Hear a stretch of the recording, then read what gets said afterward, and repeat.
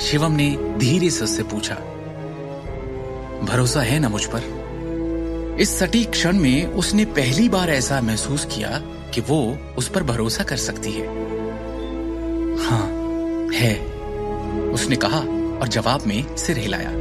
शिवम के करण पर हाथ उठाने का क्या अंजाम भुगतेगा दृष्टि का परिवार? नारंग ज्वेलरी ग्रुप की इमारत की हर मंजिल पर आज एक असामान्य उथल पुथल थी। कर्मचारियों में अफरा तफरी मची थी। क्या चल रहा है? कॉर्पोरेशन में इतनी अफरा तफरी क्यों है? बड़े भाई साहब, क्या है ये सब? मैं गोल्फ खेल रहा था, अचानक एक के बाद एक हमारे कई बड़े क्लाइंट्स के कॉल्स आने शुरू हो गए कि वो नारंग ग्रुप के साथ अपनी डील रद्द करना चाहते हैं। इसके सिवा और तो कोई वजह नहीं है कि हमारी कॉर्पोरेशन अचानक इस तरह से लड़खड़ा जाए। अचानक नारंग परिवार के सबसे बड़े भाई और नारंग ग्रुप के डायरेक्टर अमिताभ नारंग ने सभी का ध्यान अपनी ओर आकर्षित करने के लिए जोर से खांसी की। सब लोग बहस करना बंद करें, पहले बिजनेस की बातें करें। इस तरह की समस्या को हल करने का हमेशा एक तरीका होगा। अमिताभ नारंग के चेहरे पर आज अलग ही भाव थे। जब से उन्होंने नारंग ग्रुप के डायरेक्टर का पद संभाला, तब से कॉर्पोरेशन बिना किसी रुकावट, गिरावट या बिना किसी नुकसान के सुचारू रूप से चलती आ रही थी, क्योंकि इससे पहले कभी किसी ने ऐसी हिला देने वाली स्थिति का सामना नहीं किया था। जैसे ही बैठक कक्ष तुरंत शांत हुआ, सभी ने चिंतित भावों से अमिताभ नारंग को देखा और उनके बोलने का इंतजार करने लगे। डायरेक्टर सर, आपने जिन डेटा की कैलकुलेशन मांगी थी वो आ गई है। हमारे कितने बड़े और पुराने क्लाइंट्स ने आज के आज हमारे साथ कॉन्ट्रैक्ट खत्म कर लिया है, बताओ मुझे।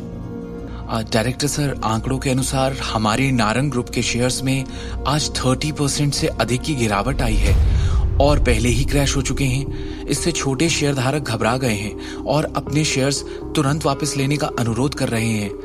अब इसके अलावा 1 दर्जन से भी ज्यादा शहरों में हमारे ज्वेलरी के सेल्स चैनल आज काट दिए गए हैं और हमें हमारे सारे कॉन्ट्रैक्ट्स खत्म करने के लिए फोर्स किया गया है।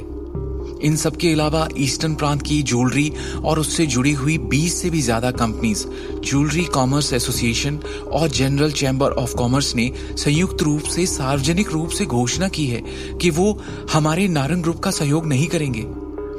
अभी स्थिति ये है कि मार्केट में हमारे नारंग ग्रुप पर कोई भरोसा करने को तैयार नहीं है। अमिताभ नारंग का चेहरा ऐसे पीला पड़ गया जैसे उन्होंने कोई भूत देख लिया हो। उन्हें खुद अभी तक ये बात समझ नहीं आ रही थी कि उन्होंने किस ताकतवर शख्स को इतना नाराज कर दिया कि उसने पूरे के पूरे नारंग ग्रुप का दिवालिया निकाल दिया, वो भी एक दिन के अंदर। उन्होंने अजीत की तरफ देखा और पूछा, अजीत, क्या तुम इस समस्या का कोई समाधान लेकर आए हो?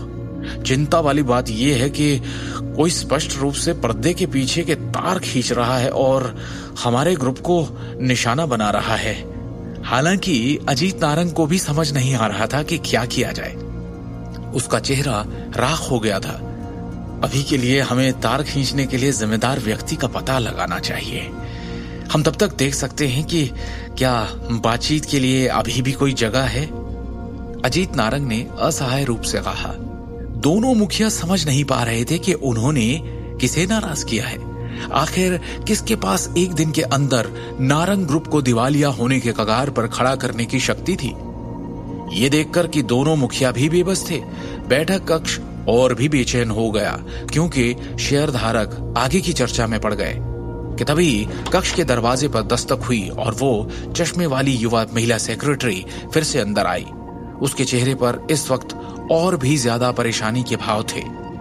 महिला सेक्रेटरी ने गंभीर लहजे में कहा, वाइस चेयरमैन, किसी ने हमें अभी फोन किया है।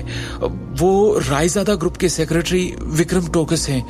इस बार वो आपसे नारंग ग्रुप के मामलों पर कुछ बात करना चाहते हैं। मुझसे बात करना चाहते हैं? अजीत नारंग ने असमंजस में उत्तर दिया। वहां मौजूद सभी लोग हैरान हो गए। आखिर क्या उस व्यक्ति को पहले एग्जीक्यूटिव डायरेक्टर सबसे बड़े भाई की तलाश नहीं करनी चाहिए? वो तीसरे भाई की तलाश क्यों करेंगे? कहीं ऐसा तो नहीं? इस वक्त सम्मेलन कक्ष में बैठे सभी लोग ये अनुमान लगा सकते हैं कि वो आदमी बड़े भाई से न मिलकर तीसरे भाई से मिलने क्यों आया होगा, क्योंकि सभी की संदेह भरी निगाहें अजीत नारंग पर जा टिकी थी। अजीत, क्या इस मामले का तुमसे कोई लेना देना है?